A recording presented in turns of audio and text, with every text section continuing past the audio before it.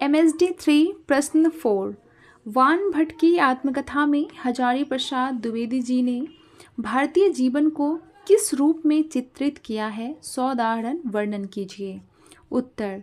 वान भट्ट की आत्मकथा हिंदी साहित्य के मूर्धन्य साहित्यकार, निबंधकार, समीक्षक, चिंतक और उपन्यासकार आचार्य हजारी प्रसाद द्विवेदी का पहला उपन्यास है। यह कृति अपनी समस्त औपन्यासिक संरचना और भंगिमा में कथाकृति होते हुए भी महाकाव्य की गरिमा से परिपूर्ण है। भारतीय जीवन का चित्रण। हजारी प्रसाद द्विवेदी रचित सुप्रसिद्ध उपन्यास वान भट्ट की आत्मकथा शाश्वत मानवीय मूल्य और भारतीय जीवन दृष्टि को व्यापक और विस्तृत रूप में रेखांकित करती है। पॉइंट 1।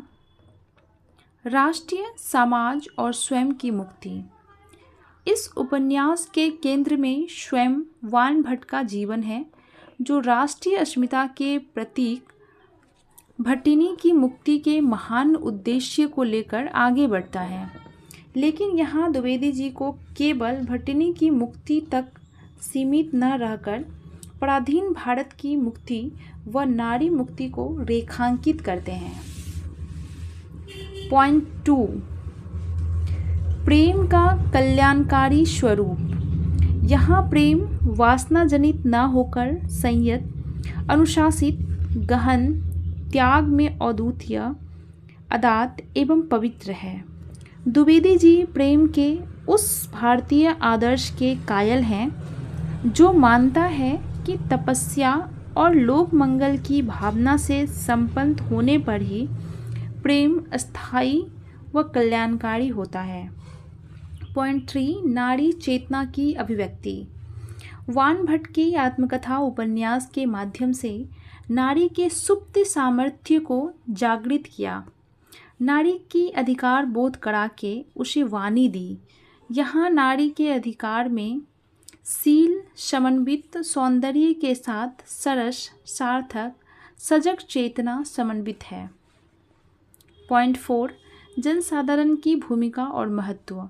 वान भट्ट की आत्मकथा के द्वारा इतिहास के विकास और पतन में जनसाधारण की भूमिका का महत्व, जनसंघर्ष और विकास की कहानी पहली बार भारतीय जीवन दृष्टि में परिलक्षित हुआ है।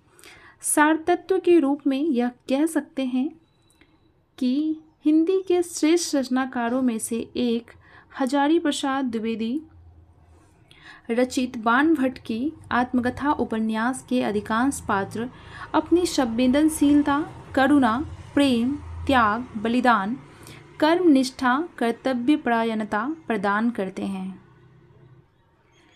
इसी के साथ ही हमारा इस प्रश्न का उत्तर भी यहीं पे समाप्त होता है। मैं आशा करती हूँ कि आपको यह श्रृंखला पसंद आ रहा होगा। अगर आप इससे थोड़ा सा भी लाभ ले रहे हैं तो प्लीज़ आप इस चैनल पे नए हैं तो इसे सब्सक्राइब कर दें, वीडियो को लाइक कर दें, अपने दोस्तों के साथ शेयर कर दें। धन्यवाद।